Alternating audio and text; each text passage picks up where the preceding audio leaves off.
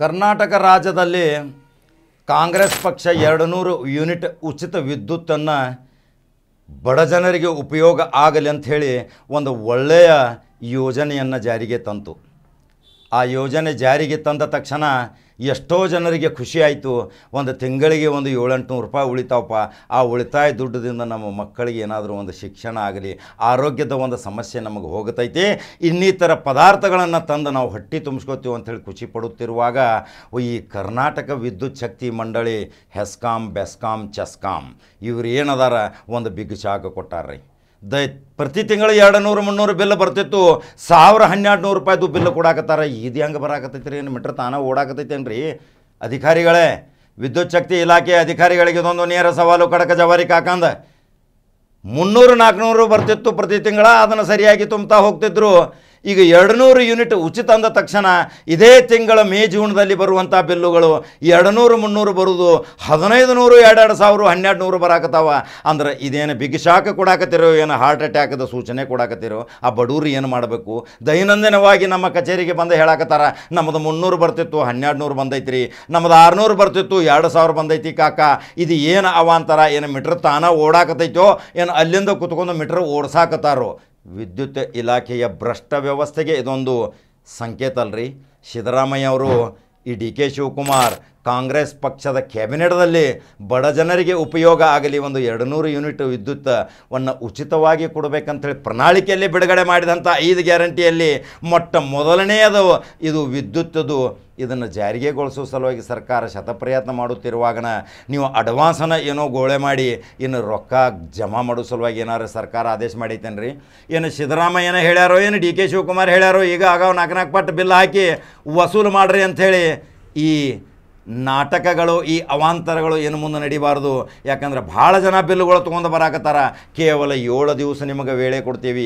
7 ದಿವಸನಾಗ ನೀವು ಏನಾದರೂ ಇದನ್ನು ಸರಿಪಡಿಸ್ಕೊಂಡು ಹೋಗಲಿಲ್ಲ ಅಂದ್ರೆ ಹಳೆ 6 ತಿಂಗಳು ವರ್ಷದ ಬಿಲ್ ಸಹಿತ ಕೌಂಟ್ ಮಾಡಿ ತೆಗೆದ್ರೆ 300-400 ಅವ್ರು ದಾಟಿಲ್ಲ, 1500-2000 ದಾಟಾಕತೈತಿ. ಅಂದ್ರೆ ಇದೊಂದೇನು ದರೋಡೆ ಏನ್ರಿ?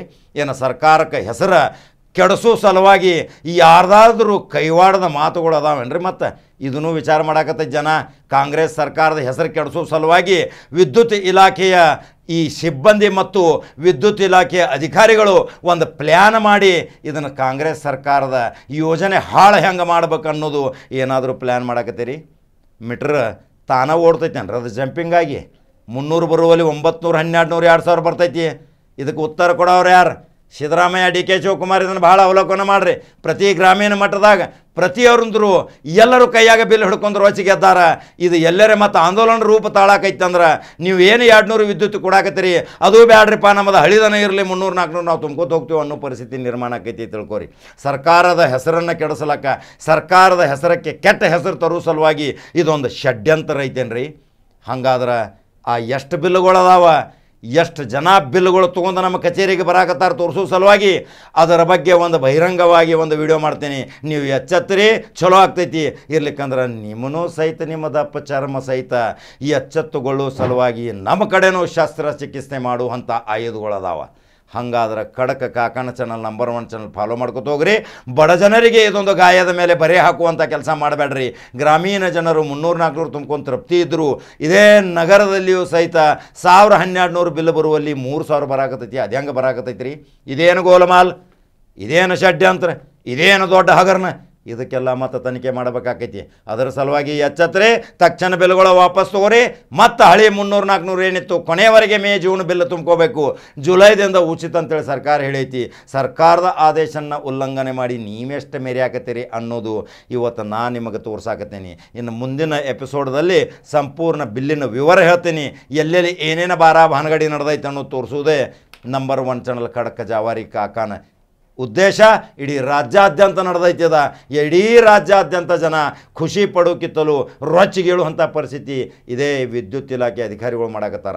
ಹಂಗಾದ್ರೆ ಇದನ್ನು ಸರಿಪಡಿಸ್ಕೋತೀರಿ ಏನು? ಆಂದೋಲನ ಮುಖಾಂತರನ ನಿಮ್ಗೆ ಸರಿಪಡಿಸ್ಬೇಕು ಅನ್ನೋದಿದ್ರೆ ಯಾರೇನು ಮಾಡೋಕ್ಕೆ ಬರಂಗಿಲ್ಲ. ಮತ್ತೆ ಖಡಕ ಸುದ್ದಿ ಹಂಗೆ ಬೇರೆ ಬರ್ತೀನಿ. ನಮಸ್ಕಾರ.